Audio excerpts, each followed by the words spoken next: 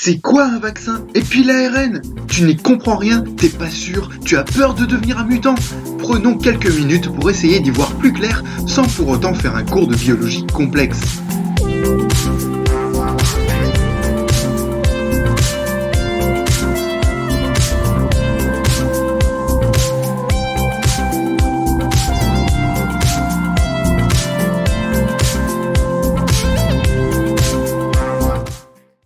Quand un virus ou une bactérie infecte un organisme, le système immunitaire réagit pour se défendre. Il est composé de ce qu'on appelle communément les globules blancs ou leucocytes. C'est nous! De nombreuses sortes de leucocytes existent, chacun spécialisé dans une méthode d'attaque contre la maladie. C'est tout un arsenal biologique dont dispose l'organisme. Mais quand le corps rencontre pour la première fois une maladie, il met plus de temps à réagir, le temps de savoir avec quelle arme il faut le combattre. Au bazooka? Parmi eux, les lymphocytes B mémoire sont en charge de se souvenir de la maladie qui a attaqué le corps. Ils permettent ainsi, si la maladie revient une seconde fois, de déclencher une réponse immunitaire plus rapide, durant plus longtemps et de manière plus puissante pour mieux vaincre la maladie. Vas-y, reviens un peu, je t'attends. Voilà, moi je fais confiance à mon système immunitaire, j'ai pas besoin d'un vaccin. Un vaccin est une injection d'une portion de virus ou d'une molécule inactive qui permet aux lymphocytes B mémoire de reconnaître et de se souvenir de cette maladie sans que le corps ne soit mis en danger par la maladie elle-même.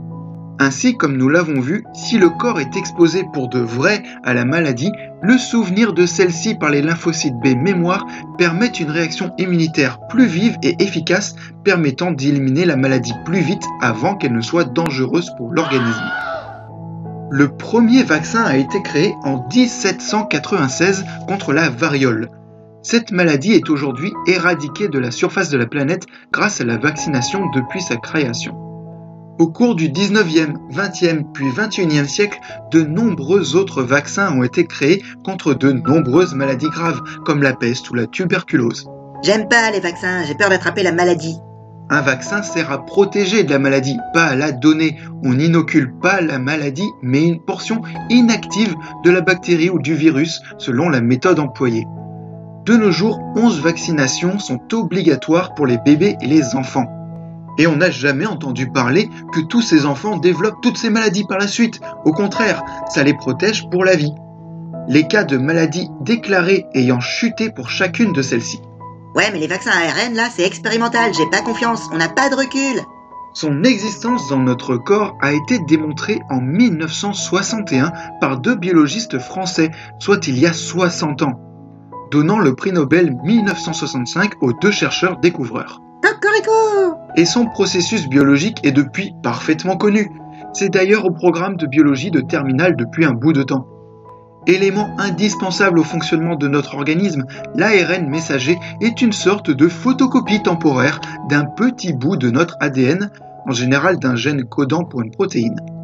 L'ADN, lui, restant bien à l'abri et protégé dans le noyau des cellules, seul cet ARN messager, car il porte le message d'un gène, sort du noyau pour donner l'information au reste de la machinerie cellulaire, qui fabrique en conséquence les protéines qui sont vitales pour notre organisme. Ces ARN messagers n'étant que des photocopies temporaires, ils sont automatiquement dégradés quelques heures à une journée après leur création. On nous injecte des bouts de gènes qui vont nous faire muter. L'ARN messager de votre organisme sort originellement du noyau cellulaire, mais n'y re-rentre jamais. Aussi, quand on injecte de l'ARN messager, jamais il n'ira croiser la route de votre ADN, qui reste à l'abri dans son noyau cellulaire. Impossible pour lui de provoquer quelconque mutation. Surtout que ce n'est pas du tout son rôle, il est bien incapable de faire ça, même si on le mettait en contact avec de l'ADN. Et qui plus est, je le rappelle, il est détruit moins d'une journée après son injection. C'est aussi absurde que de penser qu'il est possible de changer la couleur des pâtes en versant du sel dans l'eau des pâtes. Et oui, désolé, vous ne serez pas un mutant X-Men, ni ne vous transformerez en Brundlemouche.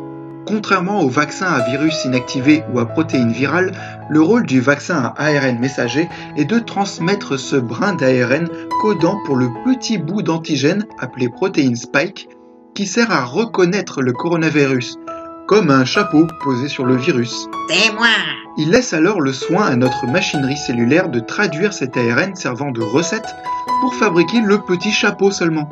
C'est ce petit bout de chapeau inoffensif dont le lymphocyte B mémoire va se souvenir pour appeler aux armes en cas de véritable infection par le coronavirus, qui portera du coup le même chapeau. Il est là, à l'attaque. Pourquoi ça n'a pas été inventé avant alors, si c'est si simple et connu?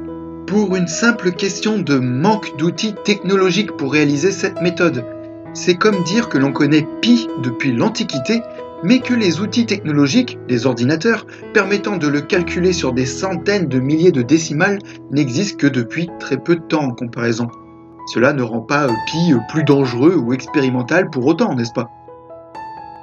Avec le temps, certains vaccins peuvent perdre en efficacité, car les lymphocytes B mémoire vont petit à petit perdre le souvenir de l'antigène. Je sais plus. Il est nécessaire de faire donc une piqûre de rappel, comme un rappel mémoire pour nos petits lymphocytes B, afin qu'ils soient de nouveau au top réactif. Ah si, je sais. Et pourquoi il y a des coronavirus Delta, Omicron, bidule machin? À cause de l'évolution. Sauf que les virus sont des organismes à la durée de vie extrêmement courte, se répliquent très vite et meurent et se répliquent. Des milliers de générations se produisent ainsi très rapidement. Or, comme n'importe quel organisme sur la planète, des humains aux animaux et donc les virus, petit à petit on évolue de par des mutations spontanées de notre ADN, ne laissant généralement subsister que les mutations les plus utiles et efficaces. Bref, c'est la théorie de l'évolution de Darwin. Yeah! Or, avec leur génération hyper rapide, les virus mutent donc à un rythme très rapide et se modifient, d'où les variants à chaque nouvelle version identifiée qui se répand. C'est pour ça que chaque année, le vaccin contre le virus de la grippe est mis à jour, car le virus de la grippe évolue lui aussi d'année en année. Il en est de même pour le coronavirus de la Covid-19, et d'autant plus en pleine pandémie, puisque ça veut dire qu'il se répand et se réplique dans énormément d'organismes, ce qui démultiplie d'autant ses évolutions. En réalité, il n'y a pas que 2 ou 3 variants en circulation, il y en a des centaines. Mais seuls 2 ou 3 sont suffisamment efficaces et se répandent assez pour être identifiés et classifiés comme les principaux variants. Jusqu'au jour où un de ces nouveaux variants minoritaires est assez efficace pour devenir le prochain majoritaire. Voilà, j'espère que ça vous aura un petit peu éclairé, mais si vous voulez continuer à croire que le virus a été conçu spécialement pour éliminer la race humaine et que le vaccin créé par un groupe secret pour faire muter les survivants en hommes lézards qui se cachaient dans la terre creuse, à moins qu'elle soit plate, je sais pas.